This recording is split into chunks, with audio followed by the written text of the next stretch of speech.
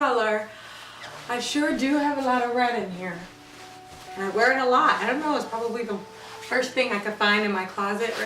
But what's up, beautiful people? It's me again, and I just wanted to come on and say hello. You won't forget I was here. I lived, I loved, I was here. I did, I've done everything that I wanted, and it was more. So I just wanted to share with you something that occurred to me the other day after my last video.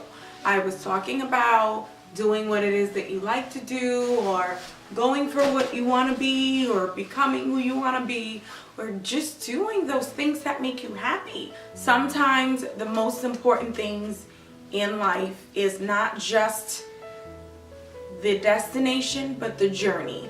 The journey for me is so important right now that I keep telling myself that I need to enjoy it, and that's why I even agreed to document a lot of it for you guys too, so that you can see. A lot of people will take us through their hair care journey or their weight loss journey. It's like there's something about when you finally get to a destination. You know, when you rush to get there and you're like, yes, yes, yes, and you're focused on the goal or the destination, you don't quite enjoy the process.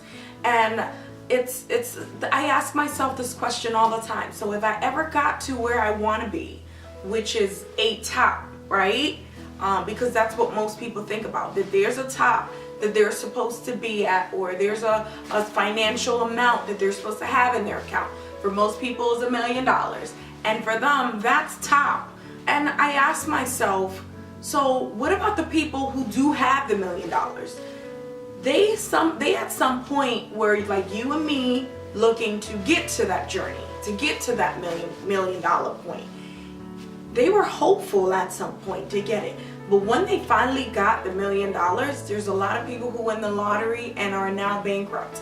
There's a lot of people who do so much and they make so much money, and then they lose it, or they start businesses and they finally get to that point and these businesses go out of business all the time. You know, we have Sears going out of business, Macy's is closing shops, but at some point Macy's was lit, or Sears was lit. Even though we have a destination or a goal or where we need to be, the most important part of it is the journey and how you get there.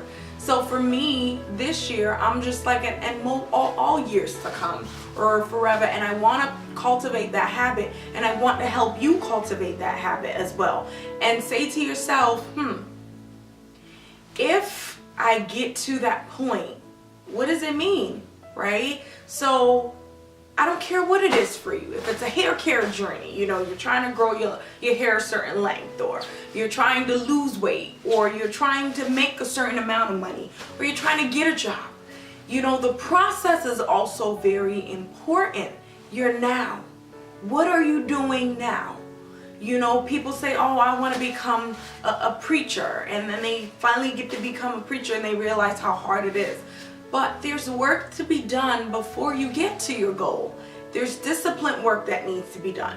There's goals that need to be, there's checklists that needs to be checked off. So a lot of people I'm finding are rushing to become that, whatever it is. Like, there's so many avenues right now available for you to gain whatever it is in rapid speed. Like, there's people who can become pastors in a few minutes. You know, like they, you know, one day they're a brother in the church, the next day they opened a church, right? But it's like, what are you doing to attain that level or to achieve that goal? Your what is very important. If you get to become a preacher, or if you get to be a size 2, or if you going from a size 20 to a size 2, how do you maintain it? How do you remain a very valuable piece of society with your new stature? I heard over the internet one day, I think it was a video I was watching, and the person was sharing something, and they were pretty much like, oh, you know, your income or your spending shouldn't swell up when your income changes. And these are things that people need to learn. Your journey is important. You need to be cognizant of the fact that, yes, you're looking to attain a new stature in life. Your new level brings new devils. So you have to learn how to discipline yourself. You have to learn how to, after you've made $1 million, you need to still learn how to save. So I just want to say all this to encourage somebody that even though first of all, don't wait. Like, don't wait to be a millionaire before you start doing things, or don't wait to be an Instagram sensation before you start, doing whatever it is that you do, or don't wait to become a preacher before you start writing sermons. Like, you need to practice and you need to do the prep work now. The prep work is now, and that's the only way you'll be able to earn the trust of those people that you are looking to serve or to provide services to.